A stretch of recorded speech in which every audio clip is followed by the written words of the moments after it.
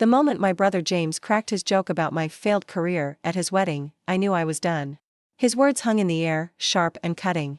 And here's my sister Chloe, the tech entrepreneur. She's out there changing the world, one startup at a time. You should probably ask her about it at the open bar. I'd been prepared for some family jabs, I'd grown used to them over the years. But this time, it felt different. His tone was smug, and the crowd laughed. My parents' stiff smiles told me everything I needed to know. In their eyes, James had won again. The golden child. The one who'd followed the traditional path they always wanted for me, a stable job, a safe life, no risk. But me? I was the disappointment. The one who didn't fit their picture-perfect mold. What they didn't know, what none of them knew, was that I wasn't the underdog they thought I was. I wasn't the failure they'd painted me out to be. My company, SecureFlow Solutions, wasn't just some startup.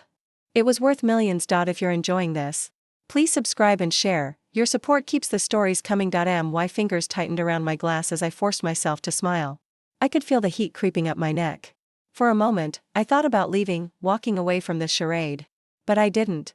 Instead, I stood there, listening to James tell his colleagues how lucky he was to have such a dedicated sister. Dedicated. Right. What he meant was someone who'd always been there to prop him up, support him, clean up his messes. That was me.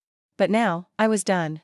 Done being the invisible one in the family. As I made my way to the back of the room, trying to avoid the growing tension in my chest, I overheard one of James's colleagues say, "Wow. I heard you just got back from a huge acquisition. You own Pinnacle now, don't you?" I froze. Pinnacle Systems. The very company where James worked. I couldn't believe it. How had he not realized yet? How had no one told him that I, Chloe Bailey, the sister he'd laughed off at every family dinner, was his boss? My heart pounded in my ears, a mixture of satisfaction and dread.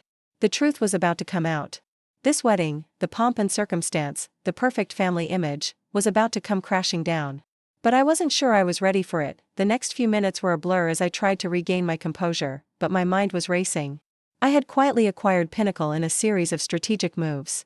Slowly, I'd built my own empire while James had been busy climbing the corporate ladder his way. Every time he took a step forward, I made a move of my own, and now, it was time for everything to unravel. The tension in the room shifted suddenly, like the air had been sucked out. I could see the CEO of Pinnacle, Mr. Collins, approaching me, a polite smile on his face. I felt my heart lurch. Was he really going to do this here, at James's wedding, in front of everyone? He stepped up to me, offering his hand. "Chloe Bailey, right?" His voice was smooth, respectful. Too respectful. "I've heard so much about you, Miss Bailey. It's a pleasure to finally meet you." I froze. The room seemed to go silent. James, who had been talking to his best man, looked over, his face twisting in confusion. The words caught in his throat as he processed what had just been said. Miss Bailey?" James's voice broke through the awkward silence, too loud, too sharp. "What's this about?" Mr. Collins, completely unaware of the family drama unfolding, smiled at James. "You know, I'm a huge fan of what you've been doing with the company. Your sister, however, she's a real force. She just closed that huge deal with SecureFlow, didn't she? I think that makes her my boss now, if I'm not mistaken." The room went still, the hum of the party suddenly muted. All eyes were on me now. My throat tightened, but I forced myself to breathe. I glanced over at James, whose face had drained of color. His mouth opened and closed as if he couldn't find the words. The arrogance that had always been so effortlessly perched on his shoulders was suddenly gone, replaced by something far more fragile, vulnerability. But I couldn't feel sorry for him. Not now. Not after all the years of being looked down on, belittled, overlooked. He didn't even know how to process the truth. "Wait. You own Pinnacle?" His voice was a mix of disbelief and anger. "How is that even possible? How?" I smiled then, but it wasn't a smile of pride. It was a smile of release, of quiet victory. "Oh, it's possible, James. It's just a matter of playing the game differently. While you were busy climbing your ladder, I was building my own." For a second, I thought he might explode. His hands balled into fists, his jaw clenched. But instead, his eyes flicked over to our parents, standing at the other side of the room, watching with the same confusion etched on their faces. My mother's eyes darted back to James, as though trying to gauge his reaction. I could see it, the moment it clicked for him. The look of realization. He understood now that everything he thought he knew about me, about my career, had been wrong. That little sister who had been failing in their eyes, she was the one who owned the company he worked for. She was the one pulling the strings. "I didn't," James stammered, glancing at our parents. "I didn't know. I didn't know." His voice was low, almost hollow, and I didn't care. I'd been underestimated my entire life, but now it was clear who had the real power. But as much as I reveled in the sting of his humiliation, I couldn't ignore the small flicker of guilt that crept up on me. This wasn't how I'd wanted things to unfold. I hadn't planned for this moment, not in front of everyone. But it was too late to take it back. I watched as James's face reddened, his hands twitching at his sides. His posture, always so proud, so confident, was now slumped. He was no longer the golden boy, the one everyone looked up to. The realization that he wasn't the successful one in the family, that he hadn't earned the respect he thought he deserved, was too much for him to handle. I turned away from the gathering crowd, unable to look at James any longer. The whispers had already started. His friends, the colleagues he'd bragged to about his successful career, were starting to murmur to each other. The air was thick with tension, but then, just as I thought it couldn't get any worse, I heard my mother's voice cut through the room. She was walking toward me, her face a mix of anger and disbelief. She looked like she was about to explode. "Chloe," she said, her voice tight, "why didn't you tell us? Why didn't you tell your brother?" My stomach churned. "You never wanted to hear about it, Mom. You were too busy pushing James's career while ignoring mine. And now you're upset?"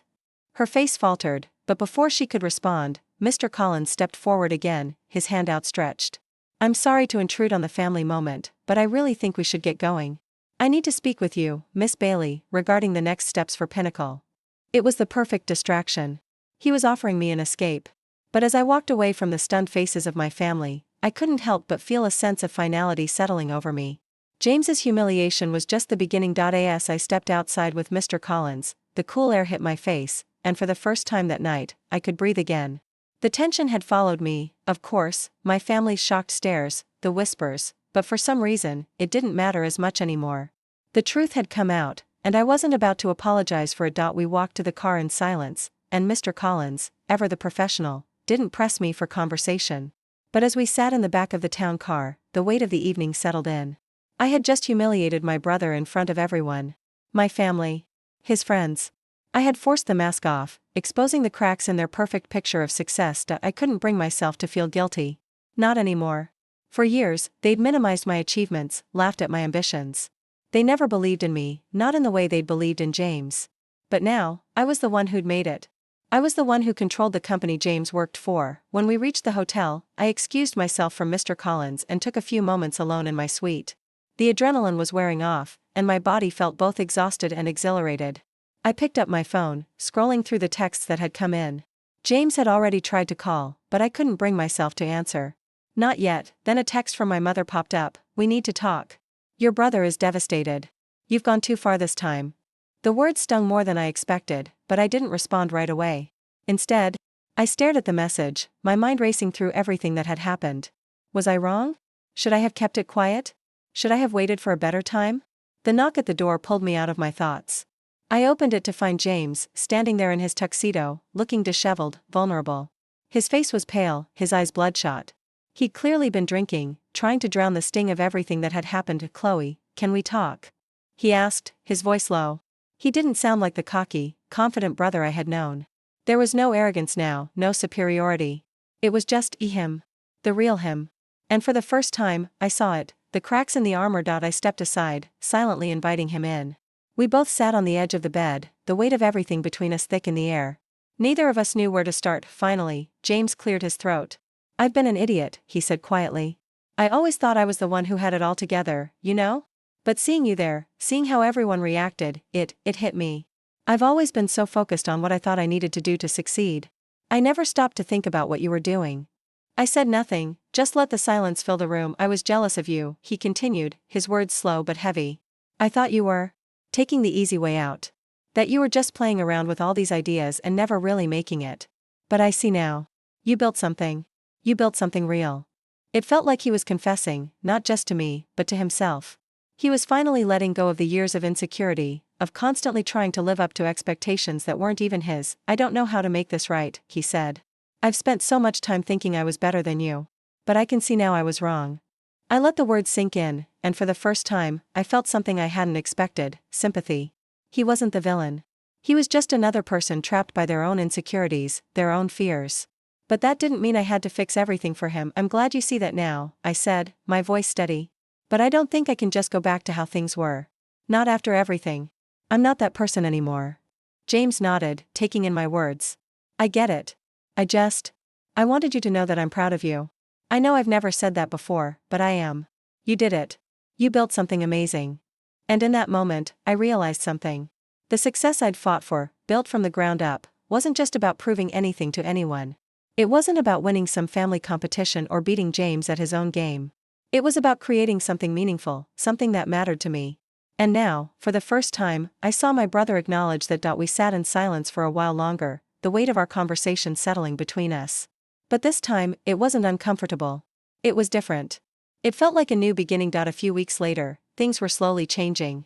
Our parents, especially Mom, had started to come around. They didn't exactly apologize, but they started to respect my work, my achievements. It wasn't perfect, but it was progress. James and I still had a long way to go, but we were trying. The rivalry that had always existed between us began to soften, replaced by a fragile understanding. He wasn't the golden boy anymore. And I wasn't the failure. I had built something on my own terms. And no one, not even family, could take that away from me.